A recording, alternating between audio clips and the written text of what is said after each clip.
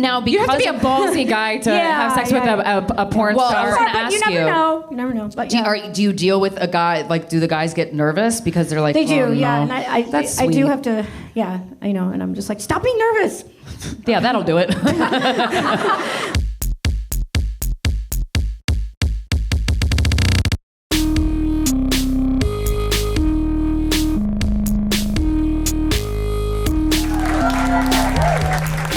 Party people, how are we feeling? We're doing good? Thank you guys so much for being here. This is a very special evening. How many of us are local New Yorkers? Clap if you're a local New Yorker. Amazing. Who's out of town? Yeah, where are we from? Shout it out. DC. DC? Hell yeah. Jersey? Jersey. Texas. Ireland? Yeah. Hell yeah, you flew all the way here to support Corinne's run from here? That's amazing. Where in Ireland? I know a thing or two about Ireland. Dublin, yeah. My boyfriend's born in Malahide. Yeah. But he's not posh. I don't know what that means, but he told me to say that. I'm so excited that you guys are here. So I have the honor of being campaign manager, which I have never done before, but hey, fuck it. And this is probably the most important thing I've ever done in my life, because I don't know if you guys are watching the news and what's going on in American politics and in the White House. It's very fucking bleak and upsetting. And I feel very lucky because, a lot of times when I'm just reading news headline after news headline, I feel like very helpless, like there's nothing I could do about it. But being campaign manager for this is something I can actually do about it. So it's a great way to channel your rage. This is better than a rage room, I gotta say. So I am so excited to bring up somebody who it's been my longest relationship of my life, over 15 years. And I have had the honor of witnessing this woman show up and walk the walk, other than, I have never met anybody whose actions align with their values and the words that they speak more than who I'm about to bring up on stage. She is one of the hardest working women I've ever met in my life. She is a pursuer of the truth unlike anybody I've ever known. And she is going to be the next mayor of New York City. Ladies and gentlemen, Corinne Fisher!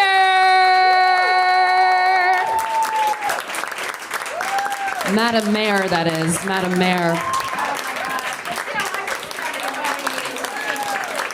I could cry. I'm so excited. Thank you so much for being here, everybody. I'm sure you probably first know me as a comedian and podcaster, so just forget how many times I said and I'm so impressed with how mayoral your speech is and how you're talking to people. And I mean, I've been witnessing Corinne in interviews. We're basically on Zoom 24 hours a day with each other.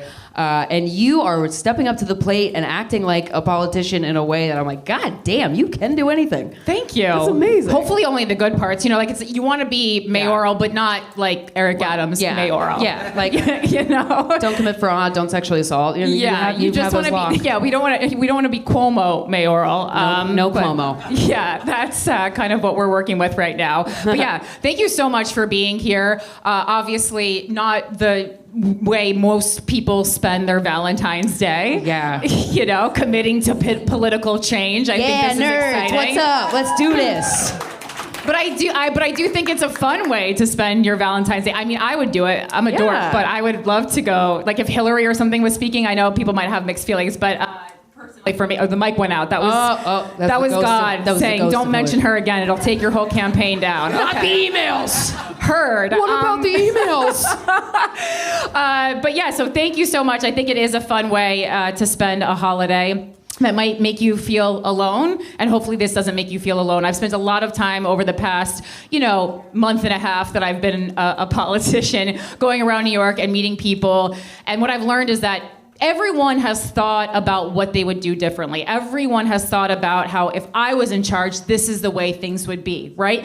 There's not one person who, after I told them I was running for mayor, hasn't given me their 5-minute platform. So for people who say, I'm not political, I'm not involved in politics, you are whether you like it or not, okay? Yeah. You have to be. Living and being a human in the world is political, especially in America right now. And I have a speech that I will wow everyone with at the end. Get your tissues. Of this show, but I really thank you for being here, because this is a grassroots campaign. This is our first fundraiser. There's a lot of things that we had to get through, including a ticketing site that the city of New York requires us to use that's confusing, but they want you to fundraise and you can only use this. So I think there's many steps along the way that we're going to be confused about.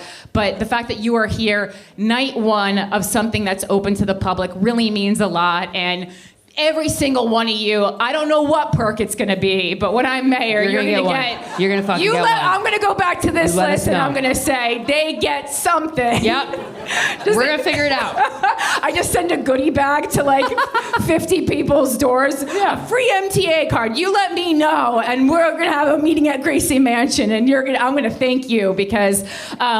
Yeah, I will certainly never forget the people who came out and were excited about it first. Also, local politics is where you can really make some change. And like you were saying, Corinne, it's like, it would be great if I did, if we didn't have to be so political. But when our bodies, the choices we make with our bodies are on the line, and the fact that some of our family members can get deported before we get home from school, like it's scary, but there's something that we're going to do about it, which is very exciting. Yeah. Absolutely. And so, I mean, you've probably heard our show before, the Guys We Fuck podcast. A lot of people go, you're running for mayor, but you're also still co-hosting the Guys We Fuck podcast? Well, yeah, the Guys We Fuck podcast, not only are we still doing it, it's what's allowing us to spend 90% of our time on this campaign. 1 day a week goes to the Guys We Fuck podcast.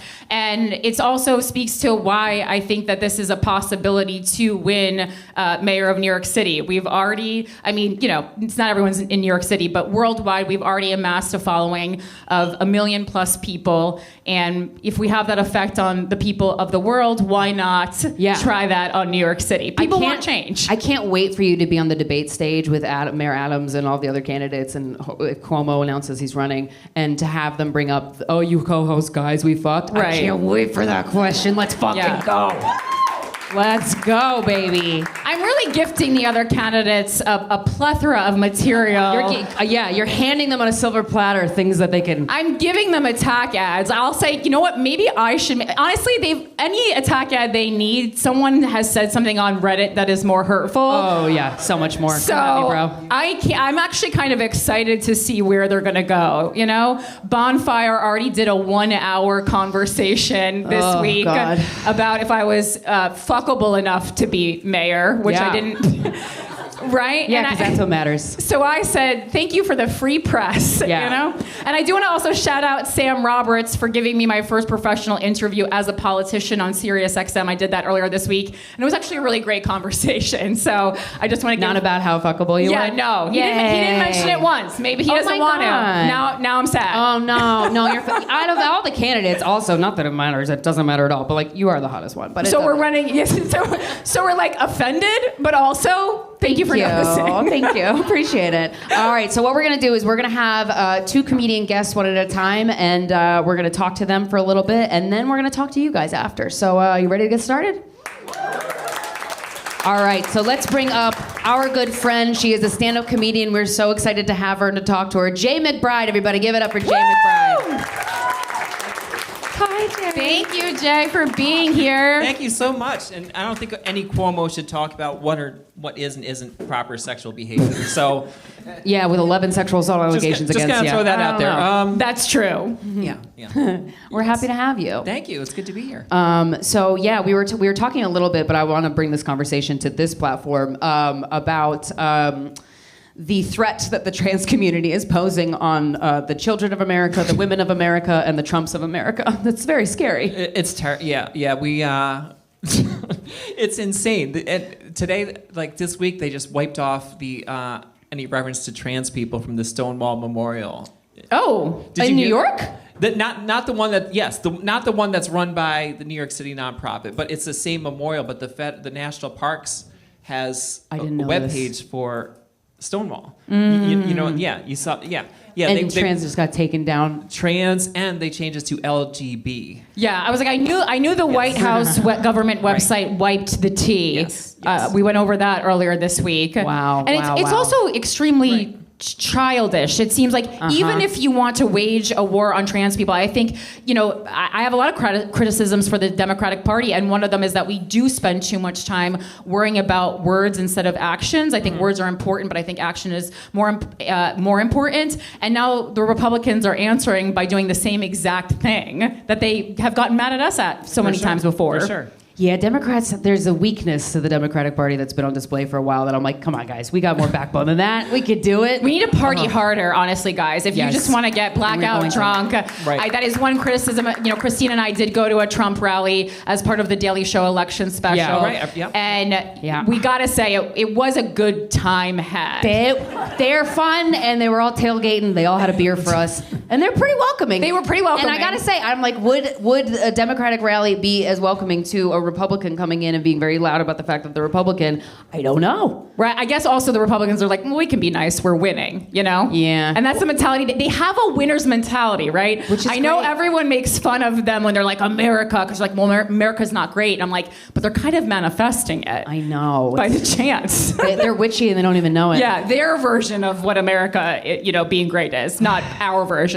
Well, they've turned politics into like a sports sort of team. Yes. It's like they're rooting for a sports team now. And no matter what, you got to follow your sports team. Right. No matter how many rape allegations. All it's Republicans are Eagles fans. They'll be there next year. Just. I think you have a bit there. I think that's really good. So how do you feel, Jay, about all of this with the erasure and the fake being scared, but it's such an act. Well, this is the first time leaving my bed in about a month. So you're here. Yeah.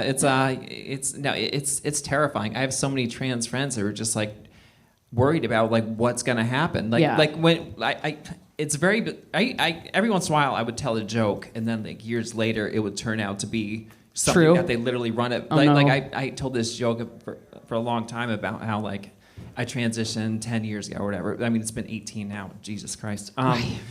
And people would clap, and I'd say, no, don't clap. I only did it to compete in the Olympics. And that was super funny and absurd. Yeah. Now it's like, I knew it. I fucking knew it. And your act is like The Simpsons. Right. Oh, no. Right. And then I did this joke about like, after the elections, like, I like camping. I don't know if I'm going to like internment camping, And now it's like, that could, I don't know if you've heard what's happening with passports for trans people. Yeah. You can only have the sex that you were born as on your passport. Is that made into law? It's an executive order, and it's run by the federal government, so they have. So to it's just immediate, yeah. But there are other things happening. Like some trans people are trying to get a passport to leave, and they won't give them any passport, regardless. They just won't issue one. Or they're getting their like one trans man in Massachusetts was getting his got his things, like to go through it. Like people don't understand the process for getting a passport for a trans person. Yeah. Like first you have to change your name. You have to change your gender markers on your state information. You have to go through. Then you have to get to get a license. You need to change it on your birth certificate. To get your birth certificate, you need to change it on your social security card. To get your social security card, you need to change it on your license. It's sort of like this. Like it's this weird like snake eating its tail thing. It takes forever. So anyway, he sent his things in. He went to the post office. They went to send his things back. 2 of them were ripped. One of them had burn marks on it. Oh. Yeah. Jesus Christ. And they still marked his passport as F.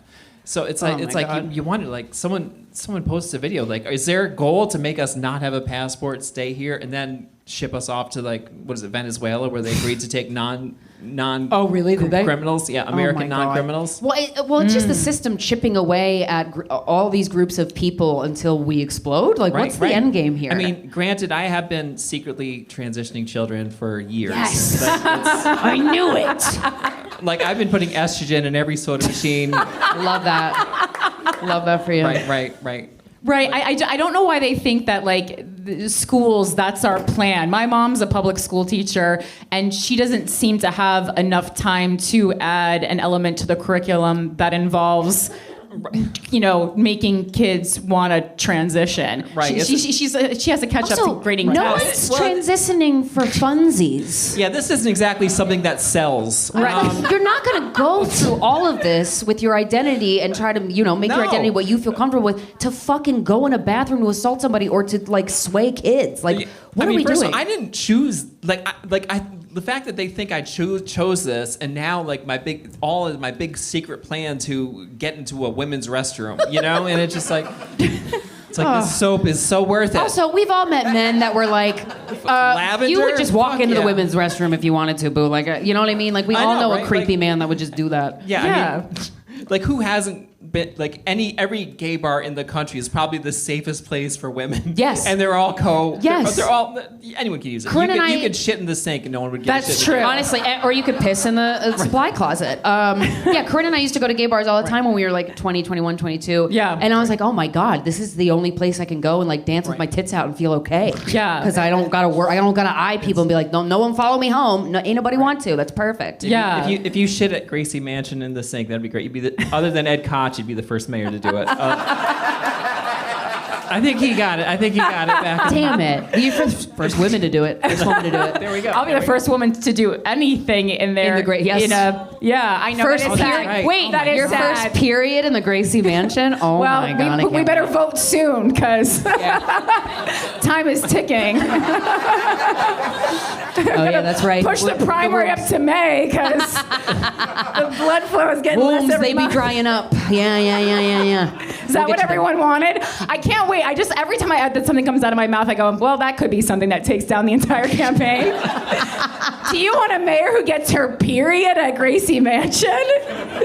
I mean, yeah. For me, that's a sway. That's a sway. Thank you. It's hilarious that people that were voting, not hilarious, it's upsetting as hell, but I mean, Okay, we don't laugh, we'll cry. people were not going to vote for Kamala because, like, do you really want to see a woman in the White House? Meanwhile, like, Trump is doing fucking maps from IHOP or whatever on his desk with crayon And when people are and asking yelling him, at people, it's like, fucking he's Christ. asking people around him to explain what was just said to the camera, and I'm like, you don't fucking know He what is the you're dumbest saying. motherfucker on the so planet. dumb. He is so stupid. But when Corinne and I were at the Trump rally, I'm like, y'all are in an abusive relationship and you have no idea. Like, it's not love when he hits you, dude. And like, but you think that is love and you're like proud of it. And it's like, I mean, I'm just sitting back waiting for Trump voters to realize maybe we fucked up. And it's like getting people's family deported for some people to be swayed. I'm like, what does this guy have to do?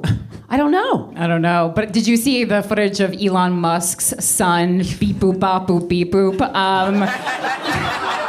I don't know how to pronounce that. Telling him to, hush his mouth. Yeah. He's like, I need you to hush. I was like, that he might be running the country, that little one. That little child? Right. Yeah. Maybe. He also looks like he could be an extra in A Christmas Carol. There is something kind of like... Or a horror movie. That Yeah. could The scary I was looking. saying The Shining. Yeah. He's male Abigail, like that. I think that would be fun. Oh my gosh. So, I mean, what do you think? Have you thought about what this strategy is here for the Republicans? Why they're so obsessed with such a small group of people? Well, I mean, they've had a long history of trying to scapegoat people and feed off anger. Like, Right. that's been their key for decades. Right. I mean, a lot of people don't know that the birth of the anti-abortion movement started out of racism. Mm-hmm. Like, I don't know if you guys ever talked about that on your show, but in the 70s, it was Liberty University. Do you remember who?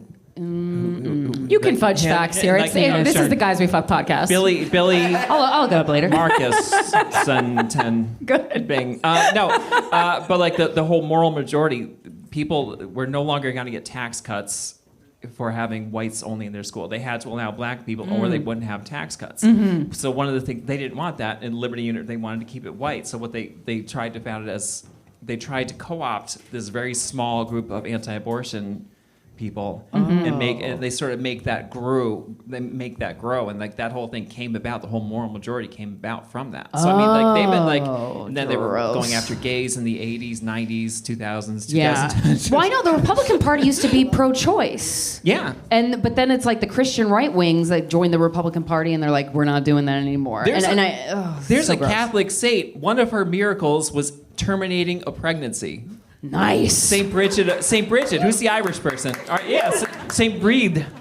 Oh, nice. The saint of abortion. Of Kildare. Yeah. Yeah. Her other one was making beer. So what does that say about the Irish?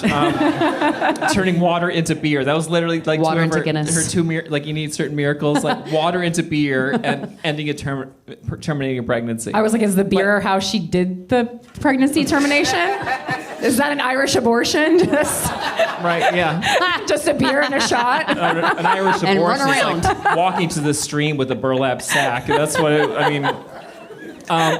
Sorry, not mayoral. But like Republicans feed off this hatred. So like they won't see this 10-year-old kid who like never had a drop of testosterone, just wants to play soccer with her friends. Right. They don't show that. Instead, they'll show Leah Thomas, because they're like, oh, she doesn't pass. We can bully her, or Right, language. yeah. And Well, it's a very much look over there kind of strategy, it seems. And Leah Thomas could not compete today because of rules. I mean, regardless, before Trump. Oh, okay. The NCAA changed their policy. If you transitioned after puberty, you aren't allowed to compete. So like it's not even a problem. They Literally like fixed that problem. But now they're like, no, it's still happening everywhere. Like we're stealing whatever the fuck. Why is it so easy to make a group of people afraid of something that they didn't even fucking think about before you brought it up? Like, I don't understand that. White men really care about women's sports too. Yeah. Yeah, that's the Bill Burr bit. If you give so much shit about women's basketball, why don't you go watch the game? And, I mean, nowadays they are well attended, so haha. But yeah, there we go. Well, I mean, I think it just goes back to my, I call it the X-Men theory on Guys We Fucked a lot, but people fear what they don't understand. I go, yeah, I learned this when I was like 7 years old watching the X-Men. This is the whole plot of the show, if anyone was following. Oh, I thought X-Men was what you're calling trans women now. No. You got jokes. Thank you. You got jokes. When I'm not depressed, I'm pretty funny. When I'm not fucking suicidal over the... Jesus Christ. Yeah. Yeah, being afraid of something you don't understand is a concept that I don't understand. That's why I'm afraid of it. Yeah. Right. So I'm thinking, there's so much I don't understand, but it's so exciting. Like how, I don't know. Yeah, it's very bizarre to me. And like, I don't think they give a shit. I think No. the people in charge of these things, like other than the people in like 2020, Project 2025, they're all Heritage Foundation, ultra-religious people. Of course they care. But most people don't give a shit. But they said, well, we can really feed off this, make people angry. Same with immigrants. Immigrants pay more in taxes than than they get from the government. Right. It's like a net gain for our society to have immigrants here. But no. Well, and there's such a freak out over wanting to control people. I mean, that's really what's happening too. That makes me absolutely fucking crazy. Just wanting to control what you're scared of, what you like, what you want to be. But these ultra religious people in the Heritage Foundation, they're not they say they're religious, but that's not nothing about religion is what they're doing. Like religion is all about like accepting people and like taking people in and being kind to your neighbor and like I mean I didn't grow up religious, but I'm pretty sure it's not any of this shit that's happening. Right.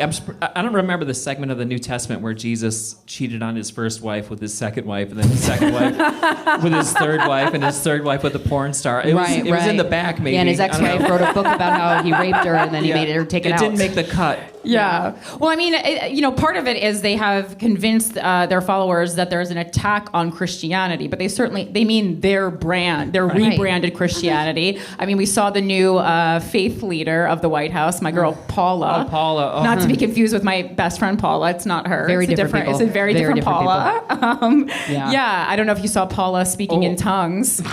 I did. Corinne showed me the clip. I'm like, what the fuck? Right. Just if you guys, I talked about it on Without a Country, but you're in trouble when InfoWars is making fun of your Republican choice of faith leader. Right. That's bad. That's how I got this information because I do regularly read, from Vox to Fox, I call it every week, and I even go further right and I do Breitbart and InfoWars just to stay abreast of what's going on. And it was where InfoWars where the guy was like, look at this crazy bitch. Wow. That's bad. Wow. That's bad. You really can't get crazier than InfoWars, and InfoWars was like, this is pretty crazy. It's pretty bad. Speaking in tongues, St. Bridget was also a lesbian. Yay! I love that for her. Yeah. Well, she lived with a nun. Or she slept with a nun, despite there being other rooms in the and not for lack of a bed or something like that. She was trying to get hers. It was, yeah. Well, she was amazing. Have you read the whole Bible? She's the patron saint of my family. I'll have you know. Oh my God, lucky. The McBrides. That would give me my religion. Yeah, McBride. Bride actually comes from breed. Bridget is pronounced. Yeah. Very cool. This fucking chick there. She knows what the fuck she's talking about. Oh, that's a good Irish accent, yeah. How ya? That's all I know in Irish. How ya? But yeah. He doesn't think you know in Irish? Yeah, hell yeah. That's it. The Irish women don't fuck Fuck around. this thing. This thing is fucking stupid. Yeah, I love Irish women. I feel like my spirit animal is an Irish woman, just any Irish woman, because Yeah. they don't put up with anything that they don't they're want to, badasses. and I They're very much badasses. respect that. Not Irish American. No, it's very different, very different category.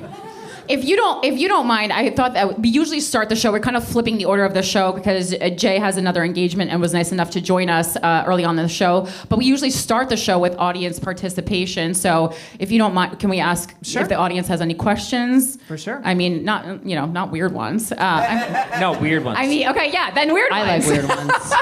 Whatever it is. I mean, do you have questions about politics, things you perhaps want to hear Jay riff on, Krystyna's thoughts, my thoughts? I mean, we'll do more audience participation later in the show, but I just thought, it's 30 minutes of you guys not talking. You have a question back there? Yeah. I was wondering, when did you decide to run for mayor? Like, how did that? December 6th. When did you decide? Yes. It's the exact date. I was on my staircase in my apartment, and I knew I was running for something immediately after Trump won the election. I don't know if I told you the backstory, but this all started as I talk too freely on my Instagram stories, and I think if there's any benefit I'm gonna earn from running for mayor, it's that I'm no longer allowed to do that. Okay. People hold you to it, because I saw that video and I'm like, please do that, please. So, I mean, I made a threat, and I don't even think I was wearing a shirt. I mean, you didn't know that, but I knew that. So I think I made a threat from my bed to the people. I don't know, people who already agree with me, they're following with me. Like, they're probably not voting for Trump. I don't know who I was threatening, but I said from my bed, if Trump wins the election, I am running for a political office, okay? At that time, I was obviously really hopeful that Kamala was winning, okay? I thought she was gonna win so hard. I had snorted that Kamala. I was like, Kamala's winning, okay? Cuomo's gonna clip that and take it down. Okay, and so I did that, went to bed, continued watching Family Feud, which I'm really obsessed with right now. I don't know what I was doing, right? Forgot about it. Steve Harvey, old school ones. With who's that British guy? I don't know. I watched the Steve Harvey is the one I'm addicted to. I don't remember the British guy, but yes, there have been many hosts over the years. So I forgot about it. And then when Trump won the election, I mean, faster than we thought. I thought I'd have at least a week to chew on it. How quickly they were like, never mind, the election isn't a scam. All right, we won. Right. Okay, got it. Yeah, I remember the thread I made, and I said, well, I guess I better start thinking about what office I want to run for. And so I started thinking about what office I wanted to run for. And I specifically didn't want to try and compete with someone who was doing a good job, who was governing us well. This is not some kind of like an ego quest. There's no point in that. And then, Eric Adams really gave me a gift. Yes, he did. He just really said... And he flew that gift all the way to Turkey and back. Yeah. Yeah, I said, I looked around New York City, I said, who's doing a real bad job? And Eric Adams said, I know a guy. Me. It was Eric Adams and everyone at CVS. Those are the people that are... Yeah, we gotta unlock those deodorants. Retail sucks. I don't blame them. Unlock the deodorant. I think that's the kind of platform that people really like when you run on. I'm like, how about we fix public schools? And everyone's like, but I don't like waiting for deodorant. I can also work on that. When you're waiting for a guy at like 10 p.m. to unlock the thing so you get a zit sticker, it is a little embarrassing. Trans people in school, you think that's bad? Get a whiff of this. Yeah. This smells like shit. I couldn't wait. Well, they did introduce this program. I watched a guy do it where you download the app, and anyone who's a member of whatever CVS's loyalty program is, you're supposed to be able to unlock it with the app. And they did a news segment where the guy just went around with the app to various CVS's, and none of the glass stores opened. To CVS's credit, I will say the employees are never annoyed when I press the button, and I press a lot of those buttons. Yes. They're nice. And I'm like, that's amazing that you're not annoyed with me, because you have every right to be, even though it was your company that's doing this. I also like that it's a carpeted pharmacy. I think very 90s, very 90s. Just as born in 1985, I'm used to a carpet. Yeah. Okay, I just in my home, middle class Carpeted America. bedroom. Little story about who. Yeah, you could tell I'm not rich because I had just like rich people have like area rugs and marble. I had wall to wall carpet. Yeah. So that's the kind of bracket that I'm coming from. Yeah. It's the financial situation that I'm coming from. If there's an accident, that accident is going to be there for 10 to 15 more years. Yes. Wait, you didn't have like a floor with linoleum peeling up. No, That was but the kitchen. That's where I. You're trying to outdo me now. There's like a hanger. There's a hanger instead of a door lock. Oh. I had a lot of Santa gonna doorknobs get falling through? off. Like they were the old ones that they just fell off a lot. nice. So Yep, that yep, was, yep. sometimes you just be locked in your own room. Yeah, my parents took my doorknob off because I was making out with a boy once. Ooh, bad girl. I know, I'm such a slut. But thank you for that question. Yes, Yeah. let me announce publicly on January 31st. Any other questions? Yes, Back you're there? back. I have kind of a two-part question. Two-parter? Do it.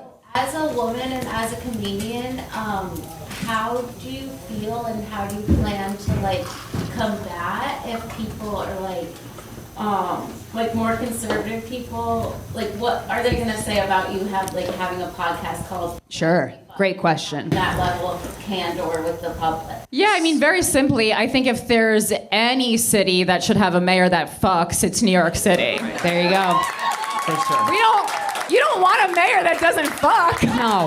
It's too stressful Ew. as it is. It's too What are we stressful in as it is. Dayton, Ohio? Ugh, no. Yeah. This is New York, baby. This is a city where in our tourist shops we have shirts that we proudly display that say New York fucking city yeah. or fuck you, you fucking fuck. Yeah, that's my favorite T-shirt. That's my favorite T-shirt. So I mean, it would be off-brand for anyone who doesn't fuck to win mayor. I agree. And also too, and Corinne and I have a lot of political professionals as part of our campaign staff that know what they're doing. And We like to say that a lot. We're like, no, guys, but we have real people too. they're like a field manager and shit. No, but they are like they know words that I'm like, yeah, I know what that means. One of them. Yeah, we're just like, surely that's jargon we shouldn't know. Yeah. And so we've tackled this question a lot with our staff members, because we anticipate fielding it, which I cannot wait for you to be asked that. But it's also like if you look at the podcast and what it's done over the last 11 years, it's just encouraging people to want more for themselves. Yeah. That's it. And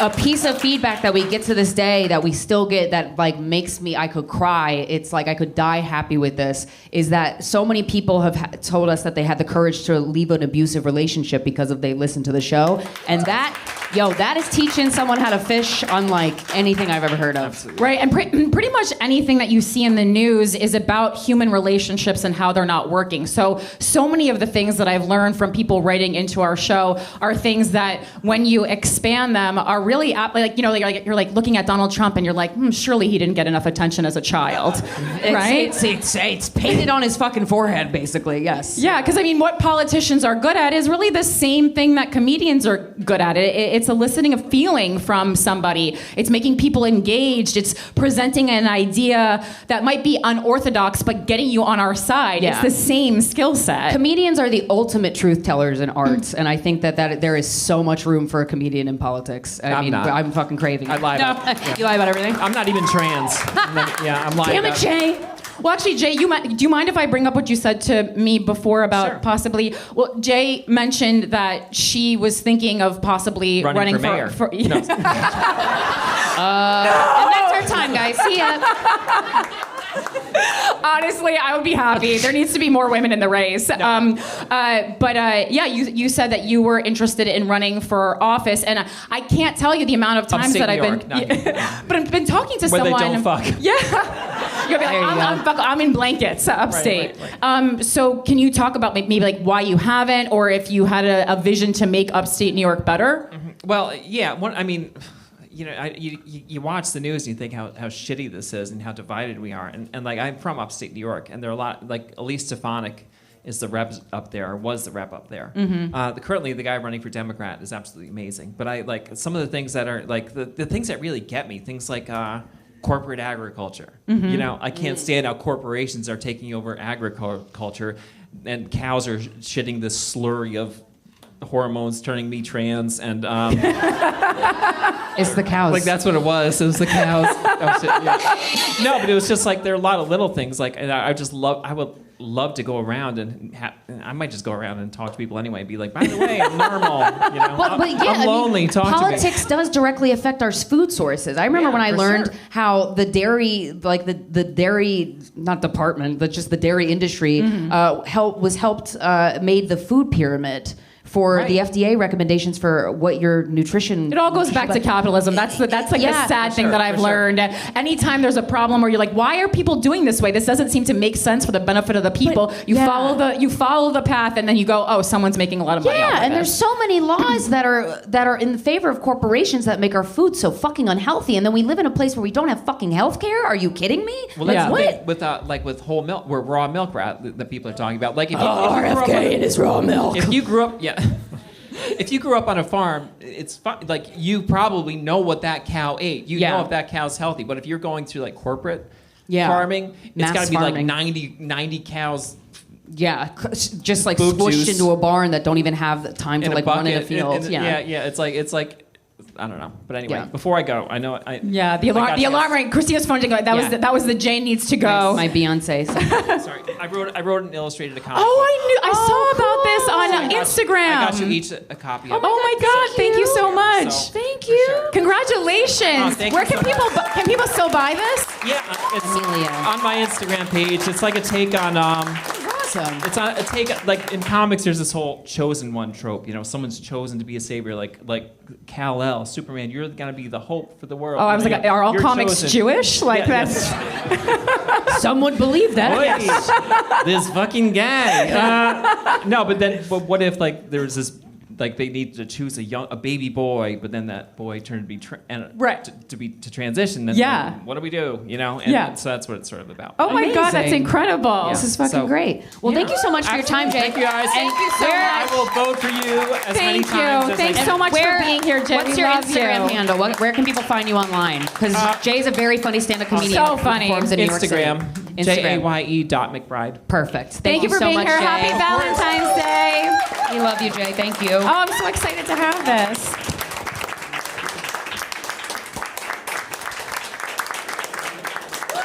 All right, there's more show that we're doing a two-parter today. All right, let me see. I think yes, our second guest is here. Do we need anything we need to cover before we bring? No. Let's bring her on up. Okay. I mean, this is another one of our favorite guests. You've heard her on the show before, but she's I don't know how we're bringing you up, but she's an iconic adult entertainer. Is that okay?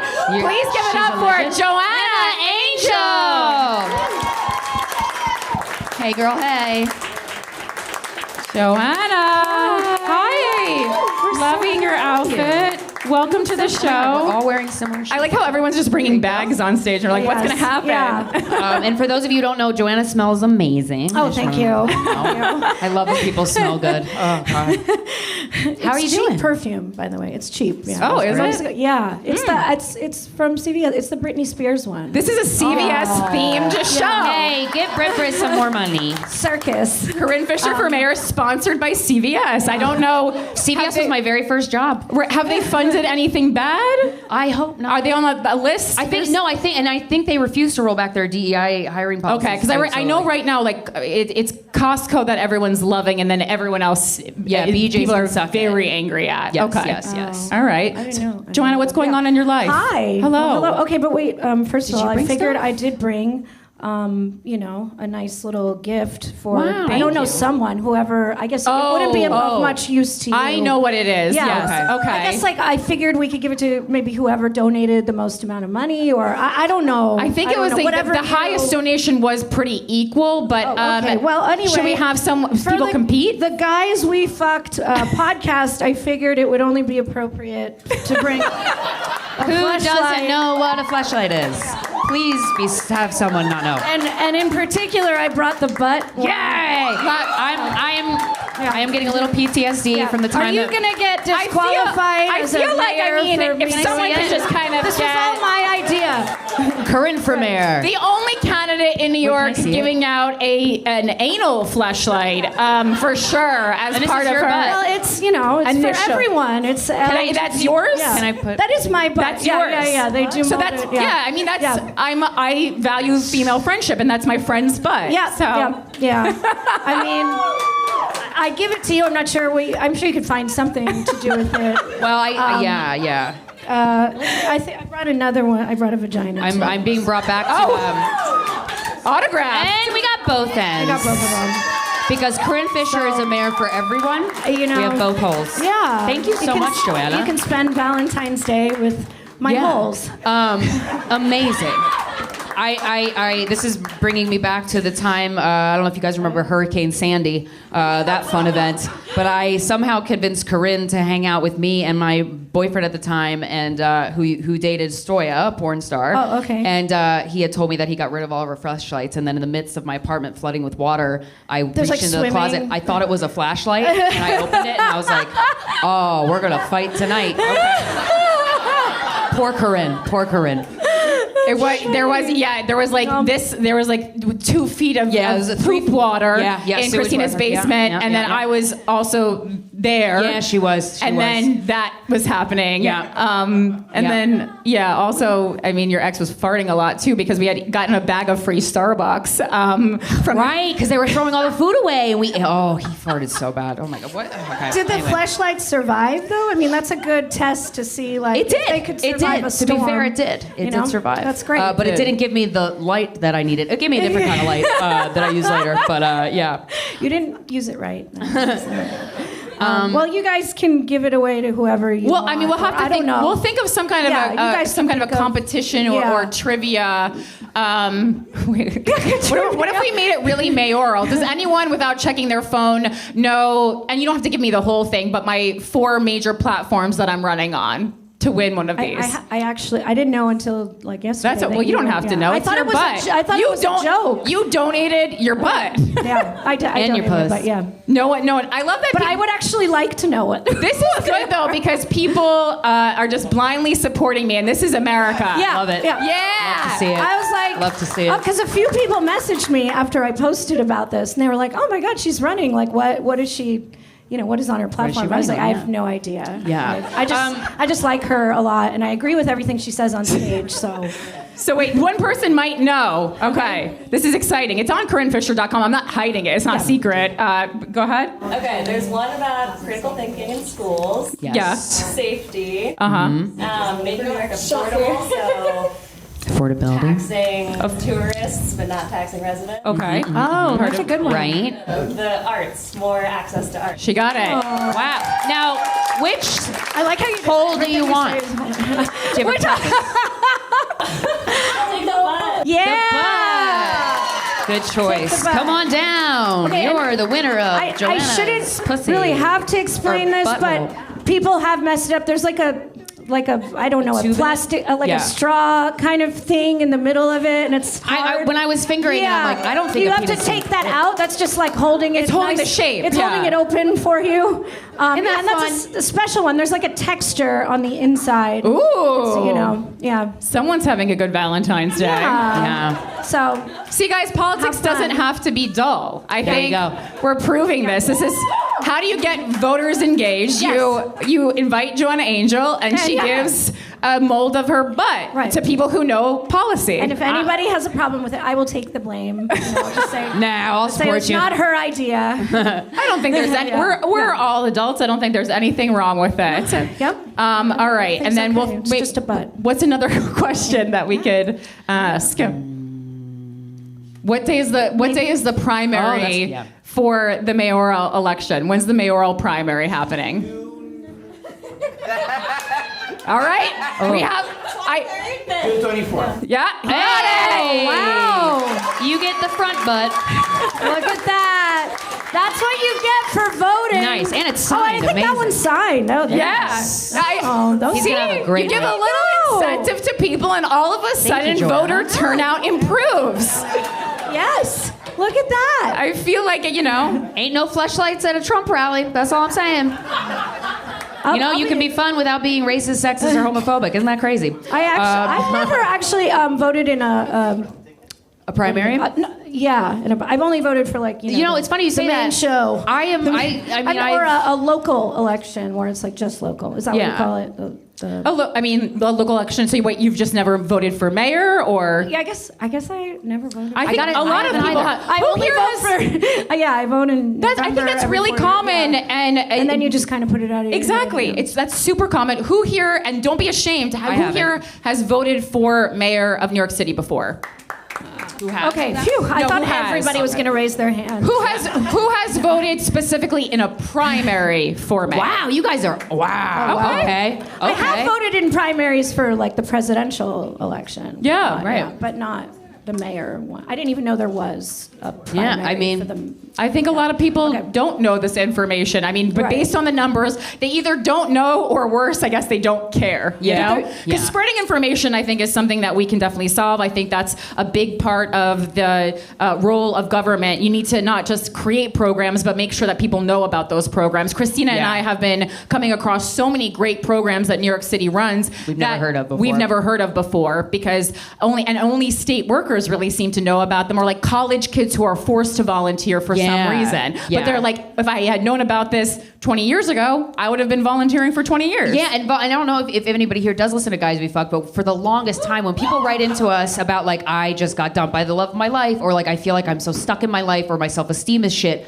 we always tell people, go volunteer in your community, because that is a panacea for feeling better about yourself and then feeling more connected to people. And I think there is a loneliness epidemic in New York. Would you guys agree? Like we're so crowded and packed in with each other, and yet we're not interacting with our community. And I feel like that's one of the most exciting parts to me about your platform, Corinne, is just getting community to like be with each other. Like that's what makes life worth living, right? Like. I really like that. And you know it's bad if it's coming from me, because you guys know I love to spend hours alone in my apartment. So if even I'm saying, maybe we should come together. Are you introverted, Joanna, or are you extroverted? No, I mean, I am extroverted. I am a very social person. That's why I didn't want to live in LA anymore. I thought it was a very like lonely place, and I always miss New York because I love the social aspect of it. And and I guess along with that, I'm recently, well, I guess it's not done yet, but I'm going through a divorce. A divorce. Oh, yay! Yay. Okay, everybody clap.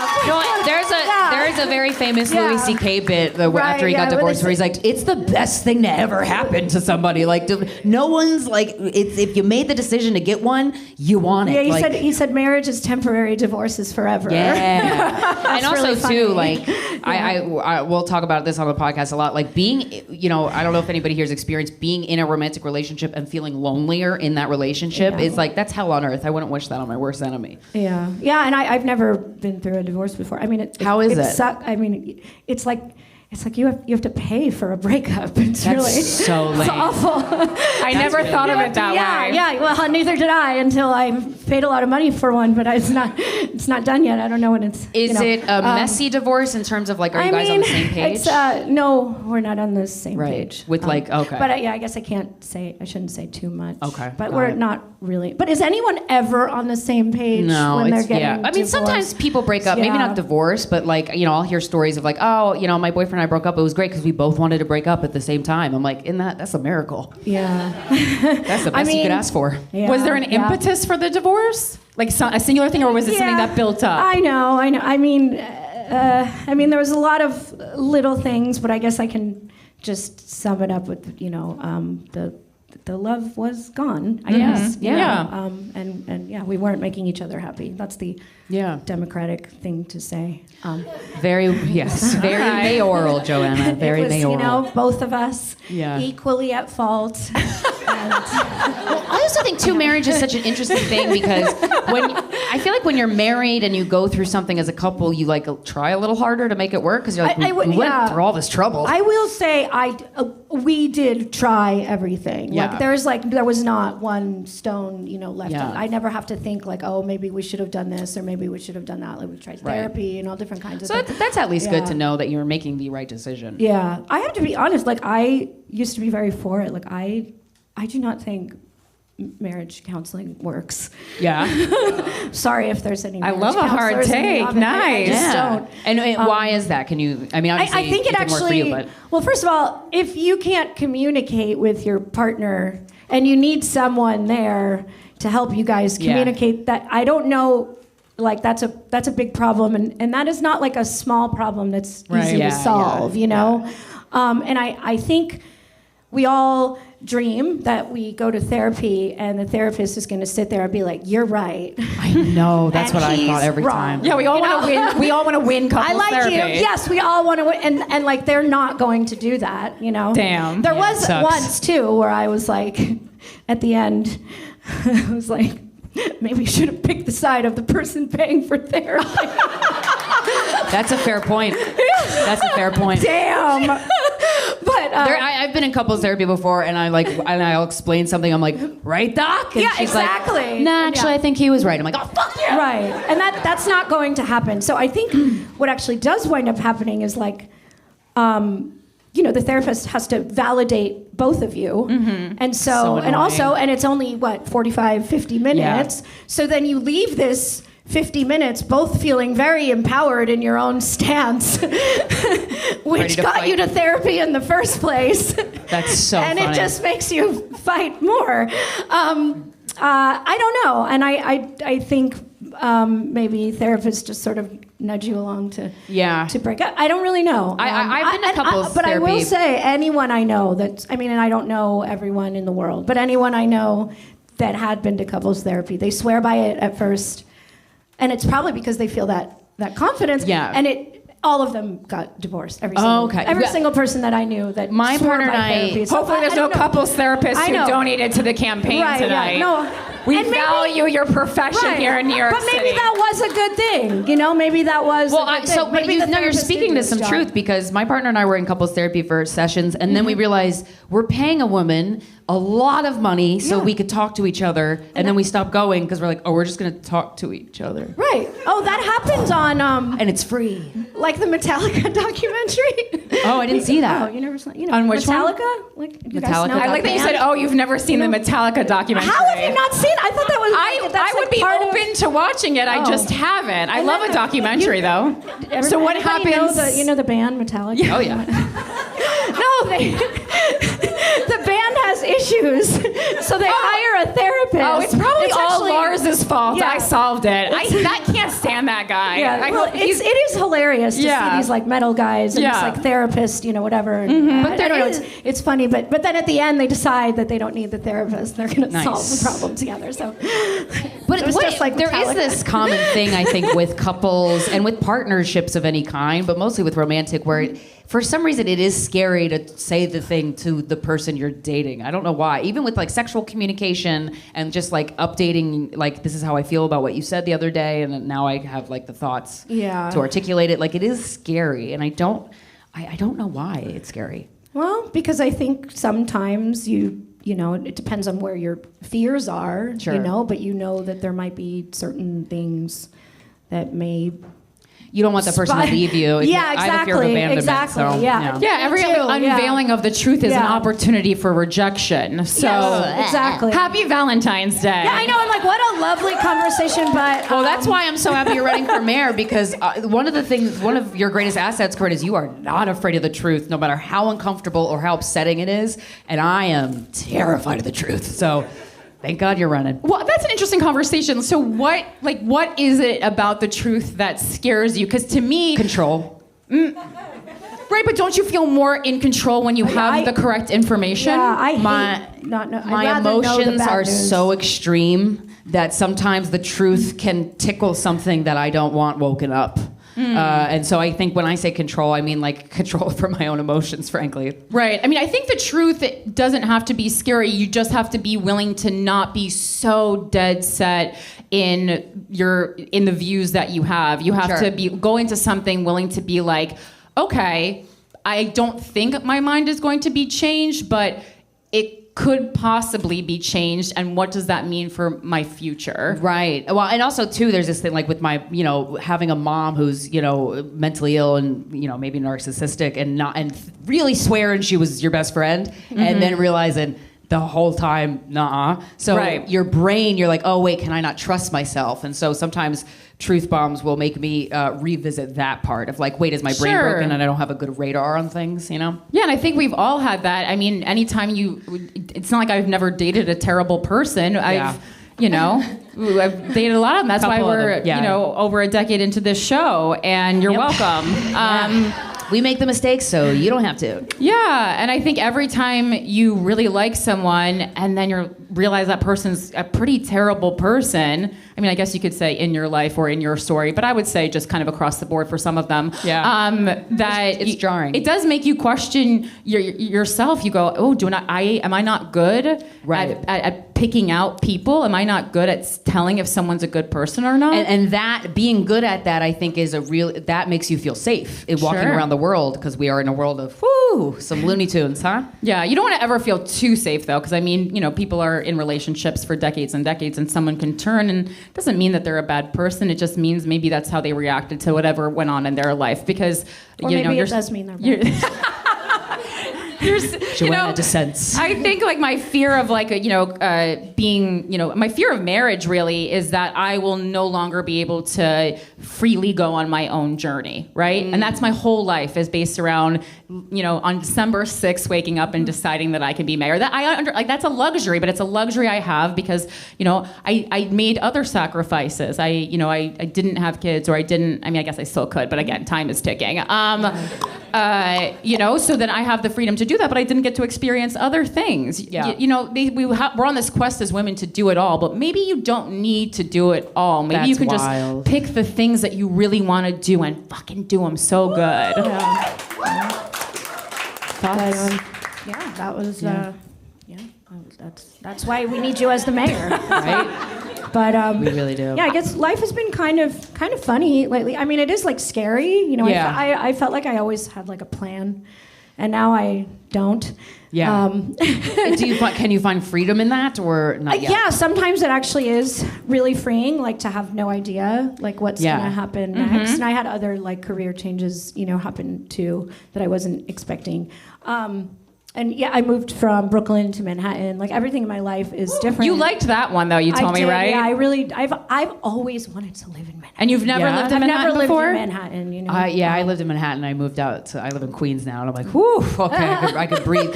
But there is an electricity to Manhattan that is very magical and very palpable. And like everything's there. And I lived in Bushwick, so there's just like no banks. It's very hard to run errands there. Everything's like a dive bar. You know what? When I'm mayor, we're gonna put a bank in Bushwick. For Joanna. I'd be like, there's a bank. Look, right across the street. We're gonna give her a diner and a bank. There's a post office. A CVS. There's a dry bar. I'm also putting a Trader Joe's in the Bronx. That's for real though. That's a big. But that one's for real. That one I really am gonna work on. It's just nothing but dive bars and coffee shops, and like I don't know. Now I can get my things done. Within a 1 block radius. Yeah, I can I'm get go to a pharmacy, and it's very exciting. Is there anyone in the audience who has been through a divorce who can share a piece of information that might help Joanna? Yes, sir. It gets easier. It gets easier. Yeah. Obviously, Corinne and Krystyna are amazing people because they found each other. And so they are good judges of character. Aww. Each other. Oh, that is really... No, I think friendship is strong. I didn't want to leave. Let's go, girls. If she gets too busy when she's mayor... we're going to hang out. Replaced on my own podcast. But kind of funny, or I don't know. We are supposed to talk about guys we fucked. Yeah, we absolutely may. Yeah. So it has been funny for me, being in the porn industry, and my husband, was also in the porn industry. Yeah. So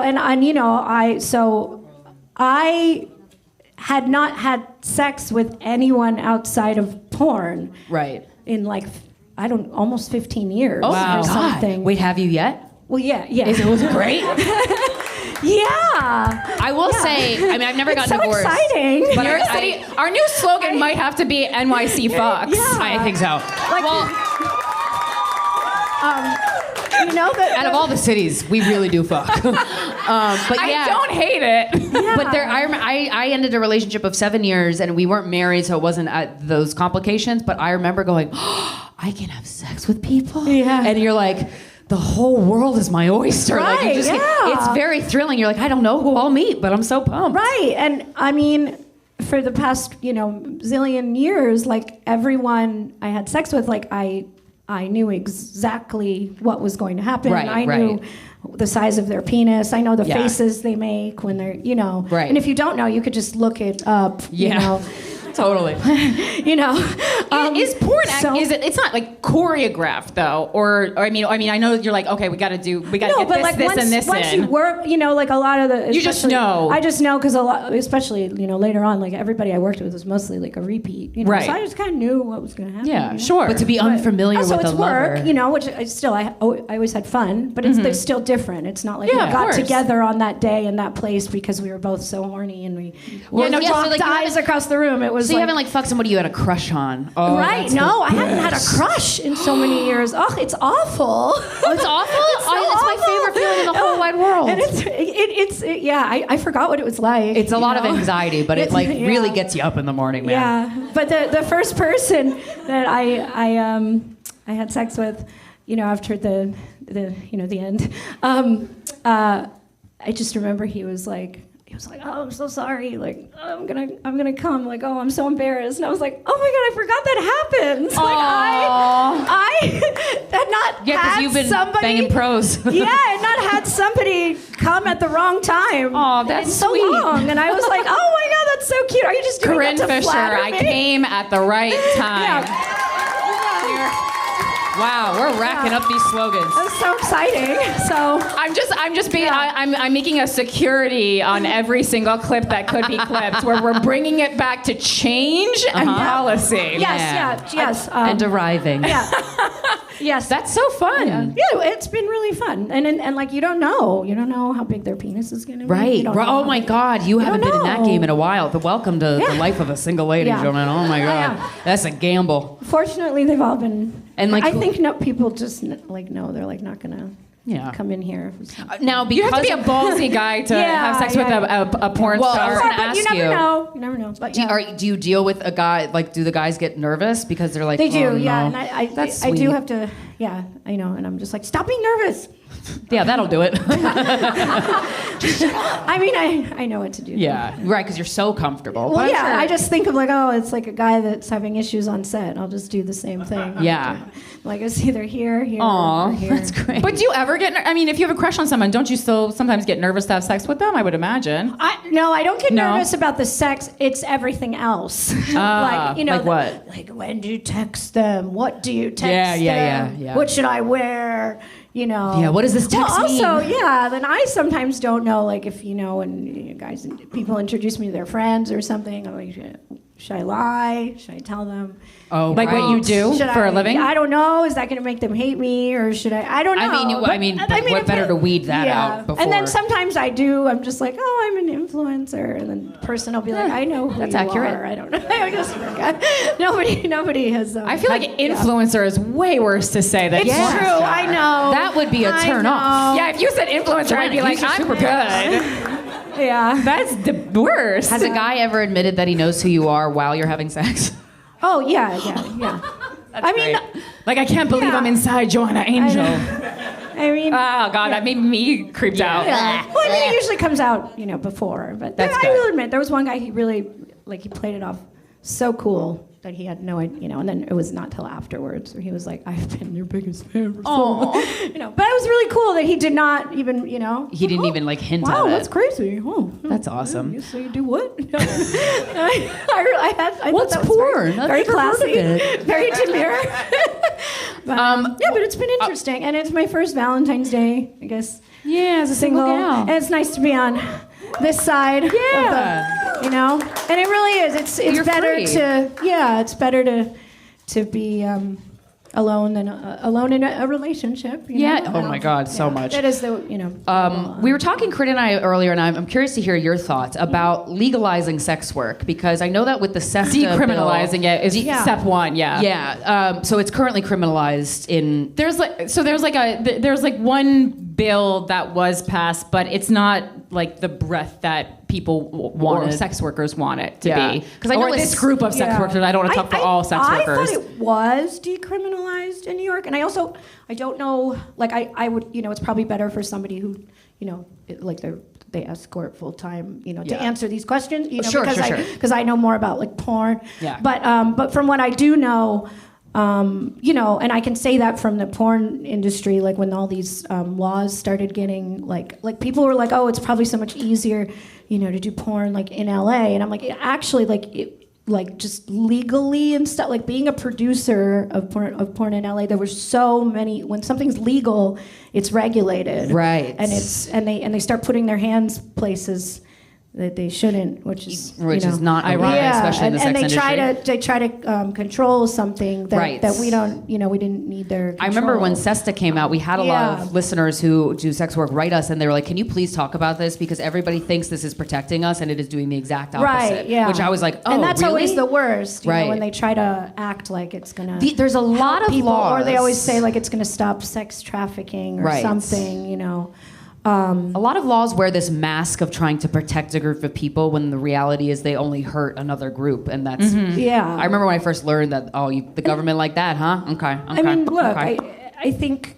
I don't exactly know what changes if it becomes legal, or but then if it would be like a Nevada thing, like that's very different. Like the girls, and the people that I know that make their main source of income doing sex work, it's like they are meeting up with people, privately. It's a lot of businessmen. Do they enjoy it? Do they like it? Yeah. But there are New Yorkers that do OnlyFans. Is that not? That's not. Well, I mean, I don't know. I mean, I think that's different than. Like being an escort or being right. I think that falls. Then there's different law that falls into like other, like film laws. Oh, okay. You know what I mean, and not like But what I do think is just the most concerning, and what I think is the biggest concern for sex workers. And I'm not really sure how you solve this issue, but I think legalizing it, then I think it would affect the money in it, because then I think it wouldn't be as private, right? And that's a different thing. In Nevada, it works. It's kind of like, oh, we're going to this whorehouse and we're going to do that, and it's kind of like a culture that makes sense there. But that's a very different thing than people who get escorts privately, and can't have anybody know about it. So like if New York, I did that. What? I hired an escort. Oh, you did? I've always wanted to hire. It was amazing. Yeah? And I was like, guy? this is what sex feels like when I don't care if you love me. That's wild. So it was a gigolo? Yeah, it was a website. But it was I always wanted to do that. We interviewed the guy who owned the company on our podcast like years before, and he was explaining to me like, they're not a sex worker, but if it happened after you paid him to date you, but it was so interesting because it was very freeing. It was the most freeing I've ever been. Fun. And that was before Krystyna Hutchinson was working for Corinne Fisher. Yes. Well before. Thank you. But so I think if it became just 100% legal, and I might not know what I'm talking about, but like then it would have to be that kind of situation, which everything is just more public, and that just wouldn't work for the way New York, especially escorting, works. But what I do think is, the most concerning is like if a girl does get hurt, or something happens, like assaulting someone should be against the law. It should, no matter who they are or what they are. Like a girl shouldn't be afraid to go to the hospital or call the cops or something. Because she was engaging in sex work when she got assaulted. Suddenly she's in trouble and and that's just like so concerning to me. So I feel like and I don't know what has to be done, Mayor. I don't know what has to be done to make that okay. Like, people deserve to get help, and nobody should have to worry about, well, I mean, honestly, going to jail. But when you think about it, it's really similar to the migrant situation, right? Exactly. No one should feel like they're going to get deported if they want to seek help, and people are regularly not seeking medical attention because they're afraid they're going to be arrested. Exactly. But I love that you bring that up, though, because I think so many groups of people are experiencing the same things, but we feel so separated. But really, it's the same issue over and over again that we see groups experiencing, and there is a way to solve it, but because we're pitted against each other, it's never going to be. We can't join together and decide that our government has to treat us better. The biggest takeaway I had when Corinne and I went to Trump rally for the Daily Show, and I was blown away by the fact, after talking to people for hours all day, and these people are in merch. They got Trump knives. They got Trump cowboy. I mean, it was a lot. You've never lived until you've seen a Trump knife. It was I mean, it was a knife. It was big. But I was like, after talking to them and asking like what they wanted and what they wanted for their family and the future, I'm like, we want want the same fucking thing. Yeah, you want to have a nice and we've life. been sold this lie that we're against each other. I know. And that's just not true. Yeah. We want to be seen. We want to be heard. We want to be respected. We want our kids to go to a good school. And we want to be able to make a comfortable living. That's not a political party thing. That's just a person thing. And I sometimes think that the Democrats and Republicans, sometimes they just decide they don't agree with a certain law just because the other side said, you know what I mean? It's easier to control people when they're fighting. There could potentially be a few issues that the two parties agree upon, which would be good when we're dealing with people's lives and know when it comes to like gun control and stuff like that. It'd be nice if it could be like, all right, we both agree that we don't want any more. We don't want us shooting every week. Yeah, let's agree on that. How do we Other stop countries it? don't have to do active shooter This is not about drills. like it shouldn't even like I wish there were, but I feel like the right has to always say a certain thing and the left has to always say a certain thing, and they just have to disagree on it because they have to disagree on it. Yeah, I think we're all collectively getting sick of that shit. Frankly. Yeah, so. and it does divide people. It hurts friendships. Yeah. Yeah. And look, Is there anyone here? I mean, who's not a Democrat? I mean, you know me. I come in peace. This is what I. Yeah. I love to know everyone's. I'm guessing if you donated to a campaign to get in, you are probably a Democrat. Is there anyone who's an independent? No. Nice. Socialist? Nice. I'm sorry. You're a commie. Okay. I won't tell. Don't worry. Yeah. People are into that now. Mike Racine told me he's a communist. I said, cool. Okay. All right, that's a left turn I didn't think he was going to take. But then who did he vote for? I don't know. Yeah, I mean, write someone in. There's democratic socialists and stuff. So I mean, I think there's all ways, and I mean, I think another thing that is a challenge for U.S. government is making it so that it's viable for a candidate who's not a Democrat or a Republican can win, can be noticed. I mean, I think just having this one or the other is not working for us. So let's add another party. I'm all for that. We talk about third parties a lot. Thank you so much for joining us. Thank you, Was there anything else you wanted to touch on before you? Oh no, whatever. I mean, if you. Where can we find you online? You want to promote anything? Follow me on Instagram. It's just Joanna Angel. Everything's there. Yeah. Thank you so much for being a part of the show. Everybody donate to Corinne's campaign. Thank you. Enjoy your Fleshlight. Yes. Thank you for allowing us to give your audience This was really gifts. fun, and I definitely wanted to stay busy today and not think about things. And good. But I'm gonna go home and I have to jerk a lot of people off on Skype. Okay. Yeah. Whatever. Yep. Fun times. Joanna Angel, everybody. Give it up for her. Thank you so much, Joanna. We really appreciate you being here. Thank you. Thank you. Oh yeah, it's yours. Thank you so much. Thank you so much. Happy Valentine's Day. Thanks for being with us. Happy Valentine's Day. Give it up for Joanna, everybody. So I guess because we're doing the show backwards, we can go. If you have, you can ask political questions too, but if you have any relationship questions, it is Valentine's Day. It is the Guys We Fuck podcast. We leave this portion for you to ask us our advice if you want it. But it can be about anything, just not like how to file your taxes or something. Yeah. Specifically. We can talk about the budget for New York City if you want. Yes, we can. Does anybody have anything they want to ask? Oh, yes. Hello. I have questions about the mayor race. Sure. So they just passed City of Yes, which was like years in the making and was like excruciating fast, and it's a drop in the bucket of what we need to get our vacancy rate up. Right. And we heard Mayor Adams talk about that a lot in the State of the City. I don't know if anyone's really tuning into the State of the City, but it was. Do you guys even know the mayor gives a State of the City? Okay, it's like a State of the Union. It's the State of the Union, but for the mayor. Yeah. And he does do it. He gave it at the Apollo Theater this year. I love that someone laughed. And I have to say, did you watch it? I watched the highlights after. Right, because I'm like Krystyna and I both watched it. I watched the whole thing. And it was inspiring, and then when you actually went and researched everything he talked about, it basically was an hour of him talking about things that he was going to fund, and then you look back to see why didn't they have money to begin with, and it was because 4 years ago he defunded them. Yeah. So I went to Corinne, I'm like, wait, I just watched the State of the City. I gotta be honest, I was inspired. She was going to vote for Adams. Yeah, I was like, these are really good programs he's talking about, but then you were like, yeah, he defunded them them. So he was could like, "We're fund them putting money later." into parks," and then I looked at it and I go, "Yeah, he's the one who took it away initially, Yeah. so it would have been fine." Okay. Yeah, the old Republican handbook. I just wanted to catch everybody up because I mean, again, it's not about like making people feel bad for not knowing things. A lot of these things I didn't know about either, and it's like, why don't we know about them? The information's not super accessible, and it's not interesting. So when I say like the Republican Party knows how to party, I say it in jest, but I also say like if you're selling something, the Democrats, we're selling an idea. We're selling an idea of a better future. It needs to be something that people get excited about. Otherwise, they're not going to put their time and money and energy towards it. It's just not going to happen. So even if it feels yucky, you got to do it. I agree.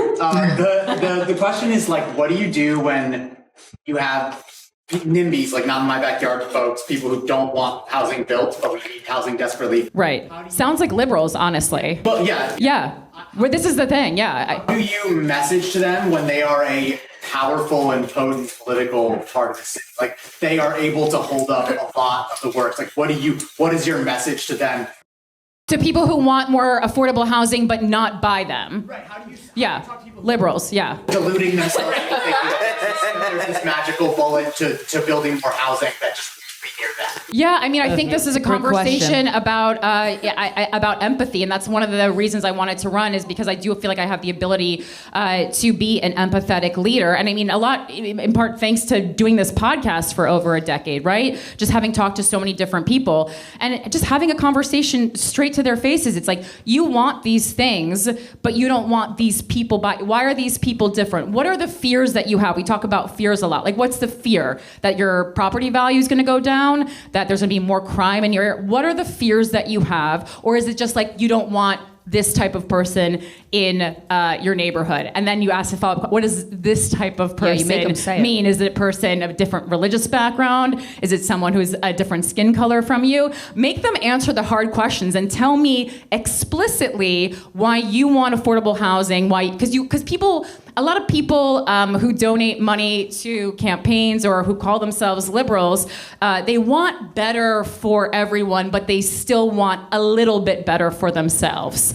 And that's not a winning mentality. That's why we're in the state that we're in. So that's what I have. I have no problem asking people hard questions or questions that are going to make them look bad. But that's why you need to run a grassroots campaign, right? Because I can't then ask them for money if I make them look bad in a public meeting. But I need the freedom to be able to do that, which is kind of why I wanted to talk about money. I hate asking for. It's my least favorite thing. 39 years of my life, I've never asked anyone for money. Well, except for one ex-boyfriend who I did feel like owed me. But I was in Greece and he didn't show up, and I said there's going to be a charge for that. That's fair. I was just so excited. Yeah. But I brought that up a lot to him. He's going to be it. But I think that's what it is, and I think that's part of unpacking what has gone wrong in the Democratic Party and why on Without a Country I often reference myself as a liberal gone rogue. Obviously, like I wasn't a registered Democrat, and it's not because I'm trying to and I have no problem speaking about that openly. I registered because I want to vote for myself. How exciting, Yeah, I think that's what you can't miss the opportunity to vote for yourself. And if you can't vote for yourself, then you shouldn't ask other people to vote for you. Yes. But I had gone rogue because I just had lost faith in the Democratic Party. And you see a lot of that. I also have a theory that if you need someone to help you move, you have to ask a Republican. That's my theory, right? I just feel on the left, we're really willing to help in like a showy way, in a donating way, in a schooling people on the stuff we know way. And we're not as connected to our communities. And this is not everyone. It's probably not people in this room because you showed up tonight, right? But I think it's a lot of people who are showboating on Instagram. And then during the Women's March or during the Black Lives Matter marches, we marched past them eating brunch. And those people piss me the fuck off. Yo.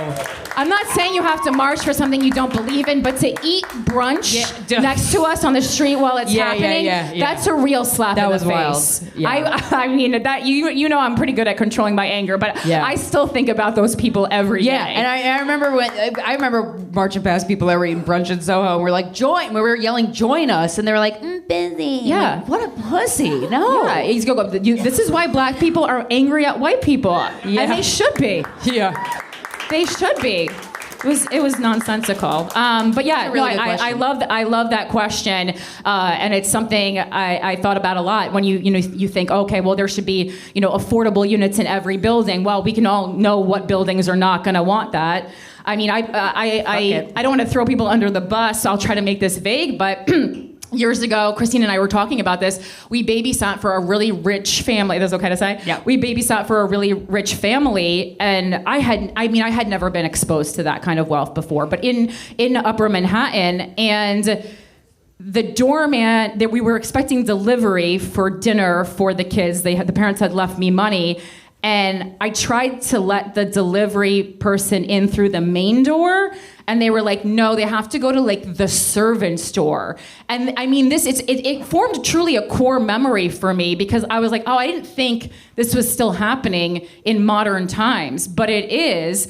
And everyone in that building would have yelled. Like, you can tell when a doorman responds in a certain way. It's because the people in the building are going to get angry if he didn't want to make the guy use that door. The people in the building would. But I'm sure they donate to political campaigns. I'm sure they're very politically active. Yeah. I'm sure they think of themselves as progressives, but that's not progressive thinking. Yeah. And not at least in the way I envision it, but no, yeah. You don't have to be so separated. Watch me lose this election to Dick Swinging Cuomo. Whatever, then if you lose it, you He's lose going it for on your 12 standing with your morals. this time. Yeah. Yeah. Does anybody else Thank have you a for that question? question. Yeah.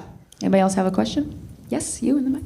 I know that Eric Adams ran as a Democrat, but it seems like he's kind of bent the knee to the Trump administration. He has. A lot of people, and I know it's been scary to see so many people bend the knee. Yeah. So when you become mayor, what I guess is your response to the Trump administration? I know it's so scary right now and so powerful. So what is your response? Oh, I'm so glad you asked that. I asked her that. Yeah. We had to talk about this. A lot of Zoom meetings in politics. Man, especially if you love a Zoom recent... meeting, get into politics. But I was just asked this. I mean, a week ago? Not even. And I think because we were putting together my palm cards, so we had a really long talk about the palm card's just like the little one pamphlet that you get with all my ideas. Like, look at this crazy lady, she's doing this. Yeah. And so we had a long talk about my views and my platform, and someone directly asked, what is your response to the Trump administration? And I said, and I'm not saying this as a joke, I've actually really thought about this privately in my own time long before it was asked. I'm absolutely not cooperating with ICE, and I'll go to jail. I do not care. I am single and child-free. I have so much time to go to jail. And I have a lot of people I will miss my dog terribly. I got it. But there's so many people in my life who love my dog, so there'll be no problem. And I already, I've prepared to go to jail so much. I was watching Instagram reels of a woman who spent time in jail, and I know that I need a hustle, and I already know what my hustle will be to survive in the prison system. Now, can I share too that we talked about privately about the being inaugurated that you wouldn't. Oh, yeah. You couldn't, yeah. Because I was like, Trump was there at Mayor Adams' inauguration. Trump, swore him in. Yeah. And I asked Corinne, would you be okay with that? And you were like, no, absolutely not, absolutely not.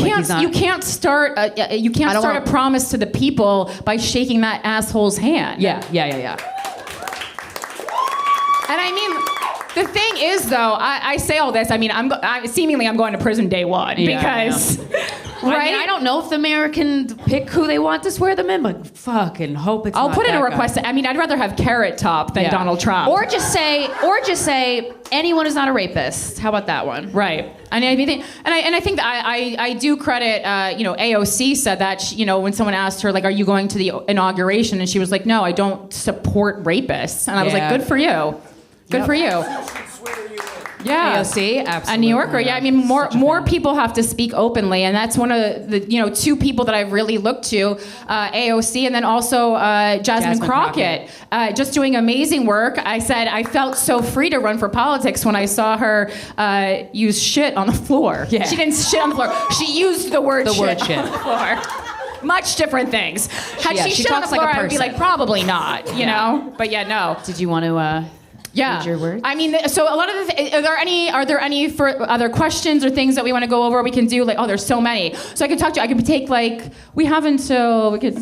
40. Yeah. And my I did prepare a speech as promised on the podcast, but it's short. We're not going to, you don't need a 15-minute speech from me day one when polling is at no one even knows who this lady is. So here, I think we have 3 more and then we can wrap it up. Go ahead. I just want to know what your plan is for making sure we maintain our climate goals. That's a great question.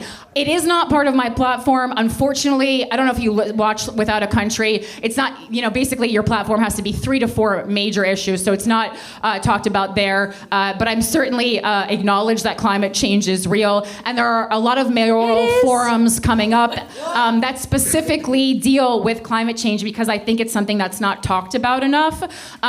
But that is the one, I don't know how you guys feel about congestion pricing. That is the one positive it's a good that thing. I really did say. I think people are so focused on the cost of living. And of course, I think it's a luxury. If you can't get through your everyday, you don't have the energy to think about anything else. And I acknowledge that. And I think sometimes we forget that having the ability to kind of be an activist is a luxury that if you can't pay your bills and take care of your children, you simply don't have.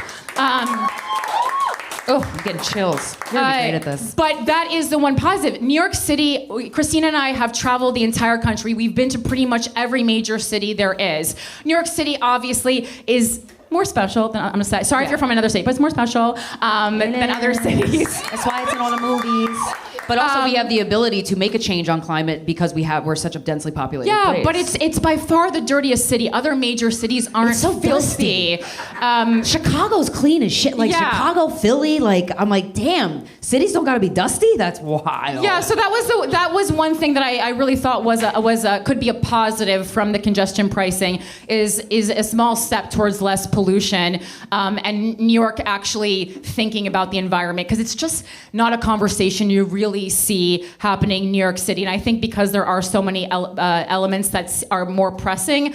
But yeah, climate change is pressing to everybody in the entire world. And if New York City is going to be the leader in setting an example for other cities, it's something that we have to be concerned about. And I think also more knowledgeable about. And this kind of goes back to the conversation about making things more interesting. Climate change, I would love to give someone a platform who can make it a little bit easier to understand and more interesting because I think that will get people involved. I also think it's a little bit hard for us as just humans to have as much empathy for like a non-human entity. And I think that's why maybe the stories don't get the circulation that they should. But yes, that's to answer your question. It's certainly something that I think we need to address. So I think someone over here, yes? Hi. Hi. I love your platform. I love your campaign. I'm curious how you prepare yourself for the day-to-day of what it takes to be the mayor, especially since you haven't had a history of politics. Right. That's a great question. I mean, I think when people ask, and again, this is addressed in this speech, you'll hear in a second. This is, I don't want to steal lines because I just feel like it's really good what I prepared. But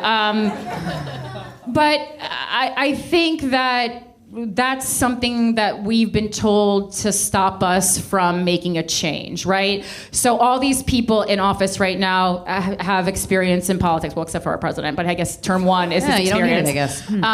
And these people all have experience in politics, and this is where we ended up. So I'm not so worried. I've done a lot of hard things before. I've never run a city before, but I've certainly, I made my way in the entertainment business, which if you look at the stats, it's incredibly hard to make it in the entertainment business, to be someone who that is their sole profession, and then on top of that is known for being that. Even I'm not Post Malone, but I'm somebody. We're all somebody though. And then I also learned how to run a small business after my dad passed away and ran a brick and mortar store. Which is one of the wildest things I've ever witnessed. So I'm someone who's done hard things, and it's not like they're throwing me into Gracie Mansion with a bunch of levers and I'm just get to press anyone that I see fit. There is an entire team of people who I think if they are led with someone with morals, who knows how to advocate for the people of New York City, can do a great job. Ooh. Thank you. One last question. What sort of budget do you need in order to run a successful campaign? Great question. I love that. We have learned a lot about that one. Oh boy, oh boy. See, I think there's a difference between a successful campaign and being a campaign that journalists pay attention to. And I think those are two different numbers, right? So I posted a video on Instagram today about why it's important to donate to my campaign. There was a New York Times article that was put out about 3 or 4 days ago. And all the, many of the candidates who are running in the race so far were featured, and I wasn't featured. And people asked, Corinne, why aren't you in this article? Like, are you joking with us? And the answer is very simple, but people probably don't understand it. So I explained that there are disclosure periods during an election, and this campaign, as of the last disclosure period 7, had $25 in the bank because I had just started the committee, and that's all you need to open the bank account. And so when journalists very well, they might have seen my name as a candidate, but a lot of in quote kooks, sign up and get to that point. But they don't start treating you as a viable candidate. I would say possibly around $50,000, definitely at $100,000 raised. Okay, in 2 weeks we've already gotten into the tens of thousands of dollars, pretty quickly. Thank you, everybody. And really, all on grassroots donations. I think I got maybe like 2 max donations, which is only $2,100. Right? You can't donate more than that. But I think that what we're seeing for the people who are really getting talked about a lot and taken seriously, like there are lesser candidates who have less money, but the people who really become these major players, I would say it's like $500,000, and then you have the big boys who have $3-4 million. Brad Lander, Eric Adams, and I'm sure Cuomo has some, amount of money stashed away under a table or something somewhere under a mattress. I guess, fellow Italian. Thank you for that question. But yeah, that's the answer to your question. I think though you can run a successful campaign on $200,000. Yeah. I think you can. I think it's possible, but you have to be really creative, really strategic, and you have to use the strengths that you have. And for us, being a younger campaign, just like in the ages of the people involved, you have to really use the internet, right? And so people, Democrats, we love posting an Instagram story to show how involved we are. This is the time where that can actually really help. All right, and then we had one last question over here, I think. Did someone have a question? Someone had their hand raised and then maybe they disappeared. Can we record your speech? We're going to record our speech, so thank you for asking. But we're going to record it and post it so it's just, gets out in the right way, I guess. Well, unless you guys hate it, then we're going to be like, that never happened. Yeah, what are you talking about? If you guys are like, boo! And listen, I am a multiple-time oratorical club, Rotary Club winner. I did pay for a lot of college through winning oratorical contests. That being said, I did, in my heart, feel like the first time I gave a speech, I would have a podium. We're going to have to do with a music stand. I was a second chair violinist at Union High School. Okay, second chair. Okay. Thank you. Yeah, they were like, we can't put you in first chair. That you're really missing some notes there. But I think Robin Ford held it down for me in first chair. So I'll be memorizing speeches, but this is what I whipped up for you today, and it's hilarious to make a transition into a really professional speech. But I used some lewd language so you guys feel comfortable throughout. So, all right, guys, thank you so much for joining us tonight at the first ever Corinne Fisher for Mayor fundraiser. And I really mean that. It means a lot to me. You guys really are going to get those goodie bags. Even if you live on Staten Island, we're going to get that to you. It is people like you who give me hope that our society is ready for a different type of politician, one who governs with the needs of the citizens in mind rather than repeating old protocol. Sure, when I vowed to run for a political office if Donald Trump was reelected, most people didn't think I meant mayor of New York City. Hell, I didn't think I meant mayor of New York City, but after witnessing Eric Adams become Donald Trump's little bitch, I felt it necessary to intervene. The country is turning increasingly red, and the Democratic Party, for lack of a better word, is fucked. We've lost sight of the needs of everyday people, and half of us are just diet Republicans. Our party lacks unity, personality, and representatives we can trust to get the job done. So, is it crazy to run for mayor?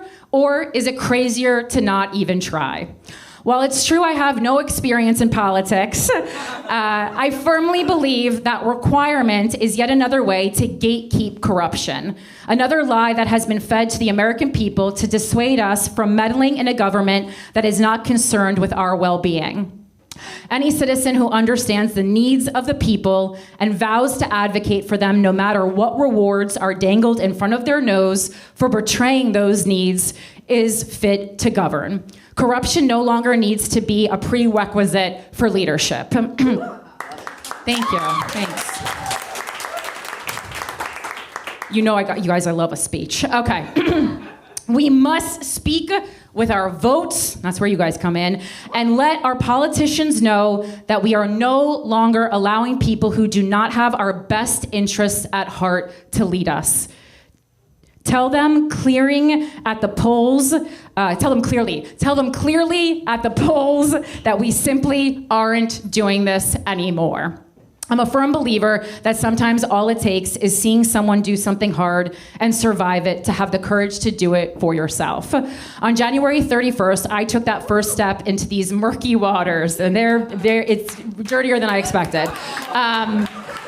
And it is my hope that each step after mine will be a little less difficult and a little less difficult and a little less difficult until it is commonplace for our citizens to expect nothing less than a public servant who serves them, not himself. That was directed at Eric Adams. Okay, that's why I said himself. I do believe women can be leaders.